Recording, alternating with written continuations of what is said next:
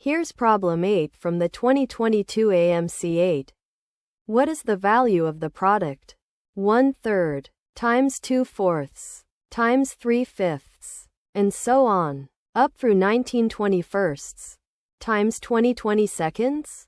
You can pause here and solve the problem before seeing the solution.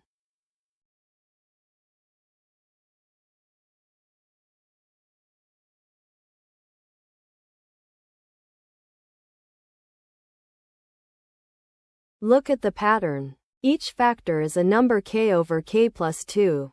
So if we multiply all the numerators together and all the denominators together, the top is 1 times 2 times 3, all the way up to 20.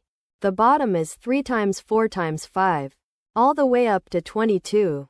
Now watch what cancels. The denominator is just the numerator shifted up by 2. Every number from 3 up to 20 appears on the top and on the bottom. So all of those cancel out. What's left on top is the first two numbers, 1 and 2. What's left on the bottom is the last two numbers, 21 and 22. That gives 2 over 21 times 22, which is 2 over 462. And that simplifies to 1 over 231. So the value of the product is 1 over 231, which is choice B.